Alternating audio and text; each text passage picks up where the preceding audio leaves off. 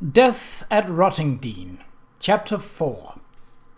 Try as he will, no man breaks wholly loose from his first love, no matter who she be. Oh, was there ever a sailor free to choose that didn't settle somewhere near the sea? Rudyard Kipling.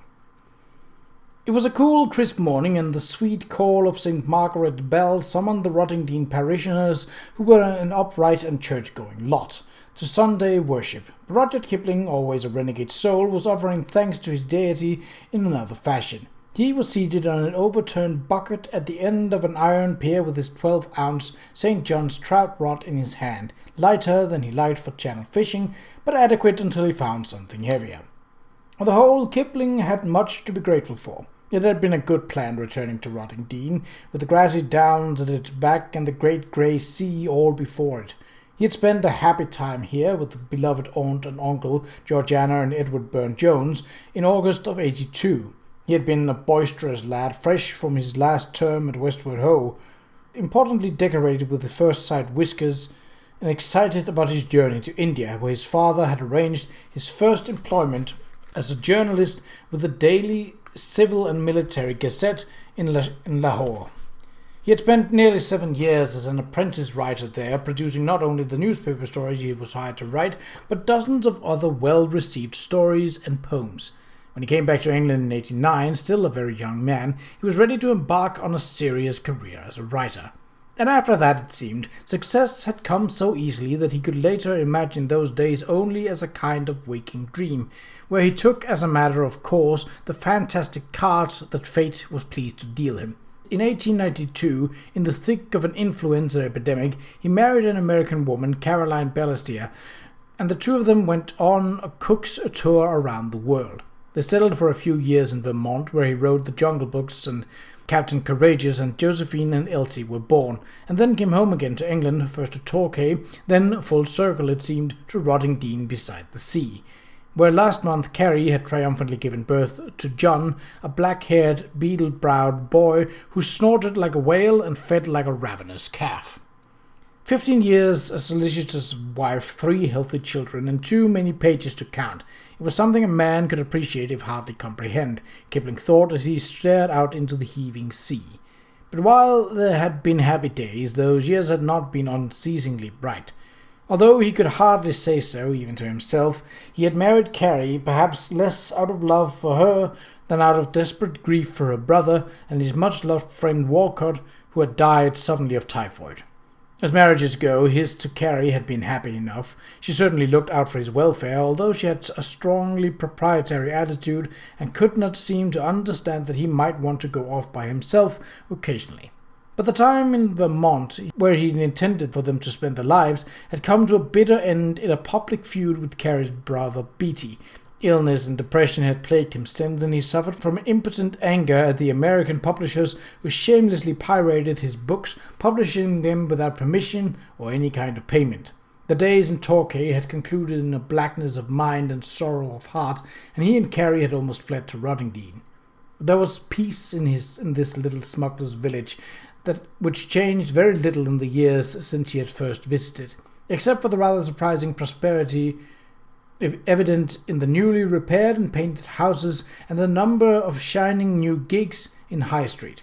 Somehow or other, the village had managed to survive the depression of the last decade, and in recent years seemed to have stumbled upon good times. But there was still at the back of Kipling's mind an uneasy foreboding, and he mulled it over as he sat and smoked and gazed outward over the channel. The problem, to put it bluntly, was England's infernal complacency. While the nation basked in the golden glow of the Empire and celebrated itself in the Queen's Diamond Jubilee, these were latter days, and few had the wisdom to know it. This was not an ideal world, but a nest of burglars, as he himself had written to his friend Jack Mackail, and England had to protect itself against being burgled. There had been trouble in South Africa after the Jameson raid, and he had a sense of something like a wind going in the tops of the mulberry trees, of things moving into position as troops move into place before a battle. The big smash was coming one of these days, and it would be the Germans they would have to go up against. He had warned against hubris in the processional, the poem he had written for the Jubilee, but as usual, his caution had been largely misinterpreted. especially by the Liberals, who did not need like to be reminded that England was the last best hope of the civilized world. So there was nothing for him to do just now but wait and watched, as he watched now across the channel. "Are you watching anything, sir?" Kipling turned with a start. The boy with the fishing rod was named Patrick. Pat, he was called in the village, a slender, wiry boy with a freckled face and coppery hair and dancing green eyes of an Irishman. Kipling understood that he had come from a good family fallen on hard times, that his mother, a clergyman's daughter, was dead these last 3 years, and that his father, stationed in India with an Irish regiment, paid the aunt's laundress to board the boy. It was a common practice. Kipling himself had been boarded for close on 6 years in Southsea next to Portsmouth, in a small house that was little better than Mrs. Hicks's cottage. He hoped Patrick was happier than he had been then. "Catching up on my thinking," Kipling said. "The fish seem to be occupied with their own affairs today. They certainly have paid no attention to me." He grinned up at the boy. "Sit, why don't you, Patrick? There's room in this ocean for another hook." "Yes, sir," the boy said, sat and casting his line into the water with scarcely a ripple. Kipling liked children, for they had none of the duplicity of adults. They demanded nothing, and returned all honest affection with an open and innocent affection of their own. But while this boy spoke with the seemingly earnest respect that a schoolboy might use to a headmaster, he did not have the easy trustfulness of other children his age. Kipling had met him under the copper beeches in the pleasant garden of North End House, where Aunt had gathered Josephine and Elsie and the children of the houses around the green to hear him tell the stories of the cat that walked by himself, and the bad-tempered rhinoceros with cake crumbs on his skin. The boy had crept round the gooseberry bushes to listen with the others, but he was not like them. He was older, of course, 11 or so, and well-spoken for his age, perhaps because he read books. But there was something more, a wariness, a certain calculating shrewdness that made him seem alert, almost adult in his nature. He made free of the village, for he carried laundry to and from the houses around the green, and Kipling had seen him hanging around the stables and then the tap room at the White Horse Inn. An intriguing boy, Kipling thought, puffing on his pipe and watching him out of the corner of his eye. A boy worth knowing. Patrick turned and caught his glance. "Sir," he said, "I wonder, sir." He hesitated, looked away, and then said with remarkable composure, "Never mind." He reeled in his line and cast it out again.